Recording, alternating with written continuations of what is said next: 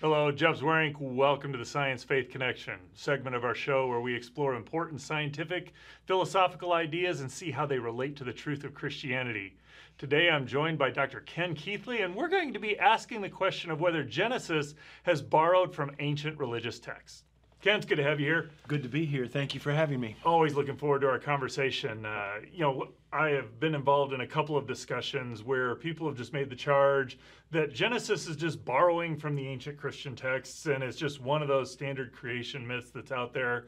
And as I've talked about it, there's often this charge that comes up that Moses isn't the author. And so I'd like to start with that last one. I know you think Moses is the author, or at least had some contribution. How would you describe Moses' work there? Yeah, and here I would be quick to admit that I'm borrowing, or talk about borrowing sources.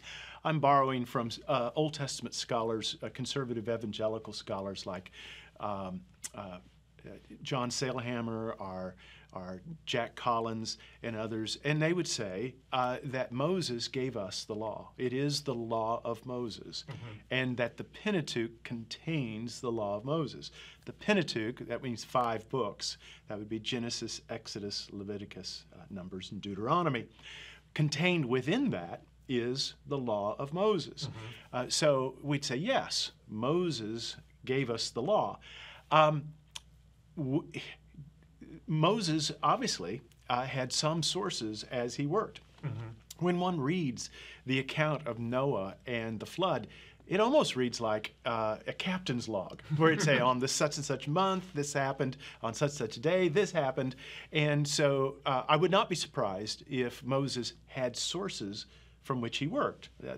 We don't have a problem with that. That doesn't challenge an evangelical understanding of revelation or inspiration. And so I would say that Moses had sources, and after Moses died, there are those who edited and added to what we have, because there would be places where it'll say, and it is so even to this day. So it's letting us know a later editor is working with it. In fact, it has the account of Moses' death, and so it's a reasonable thing that someone added that. And so what we have is the finished product of the 5 books of Moses, is how we'd say it. And possibly, it was completed during the time of Ezra and the priests. I hold to a canonical understanding of inspiration, revelation, and preservation.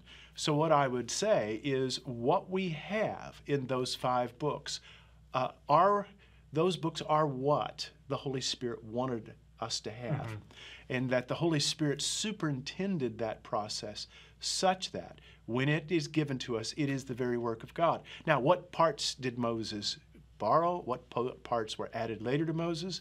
That's really hard. That's, Old Testament scholars spend a lifetime looking at source criticism. But there's nothing that I have seen that would ever take away from the notion that Moses is the one who gave us the law. So if Moses gives us the law, that's operating in the context of Egypt, the Exodus. That's the time frame we're talking about for the dominant place a lot of that's being put together, if you will. Yes. How do you respond to the charge that Genesis is just borrowing from ancient texts? I mean, you got light and dark, and you've got floods, and you've got chaos and order. It does sound kind of like some of those myths. Why do you think it's different? Well, just think of someone accusing Fuz Rana in the many books that he has written about evolution, biochemistry, the design of the cell. Think of someone saying, well, because he refers to Darwin and Darwinism and natural selection and speciation and genetics, he's just borrowing from the evolutionists. And you'd say, no, what he's doing is he's responding. He's engaging with and involving himself in that conversation. So one of the things, in fact, anybody that ever actually says that, I wonder if they've actually read something like the Enuma Elish or the Gilgamesh epic or the creation text in the coffin text that one sees at the various burial sites in Egypt. Yes, the nomenclature is similar. Yes, he uses terminology they'll get and they'll understand. I mean, how would Fuzz talk to someone about evolution without talking about natural selection? How would he talk about it without talking about genetics? I mean, he's going to have to talk their language to be able to challenge their conclusions. So yes, Moses talks their language, but when you actually compare the Egyptian creation myths or the Babylonian creation myths or the Canaanite creation myths with the book of Genesis, it's stunning how different Genesis is than all of those others. And so it sounds like there's some of this that is just, for lack of a better word, contextualization. It's like, this is the conversation that's going on. I'm going to join the conversation and bring these ideas into it. Is that what you're saying? Well, he's going to speak to his audience. Gotcha, okay. Yeah, as you just said, contextualization. What does that mean? Well, that means paying attention to your context. And so Moses is very much someone who is writing to people who have been immersed in these creation myths. And what he's going to do is he's going to meet them where they're at. He's going to talk to them in language they understand, but he's going to really do a number on their worldview. He's going to flip the narrative, and it's not going to be that the world is the result of a chaotic war. Chaos is not what brought us into existence the way the Babylonian myths have. You don't have Marduk, who is a fourth generation god, who wins the day just simply by slaughtering everybody else and making everybody else kowtow to him. What we have in Genesis 1 is something sovereign and serene. God speaks the word and it is.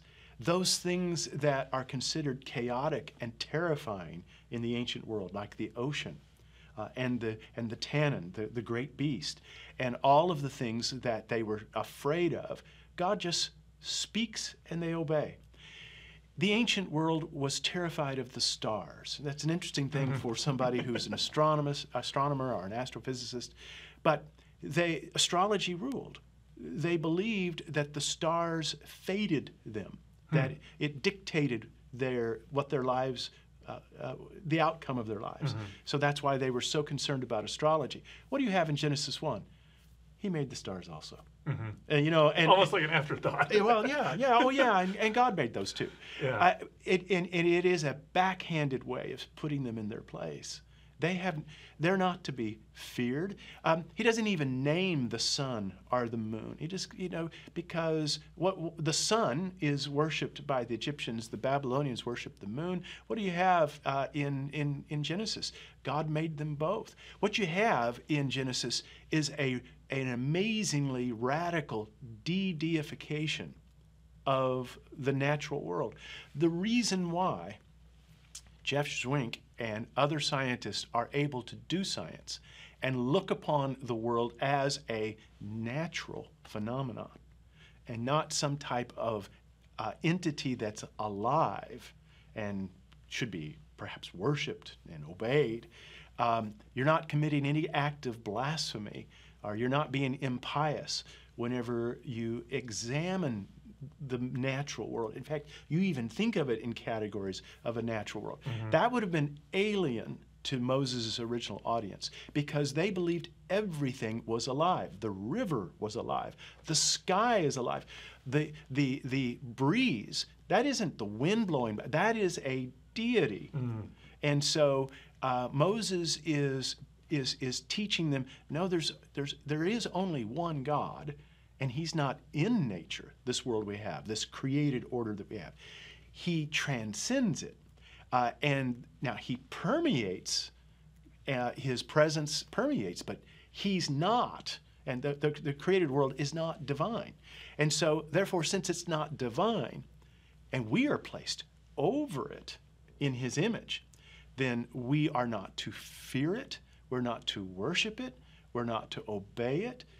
We are to treat this world like what it is, a beautiful garden for which we have been given a stewardship.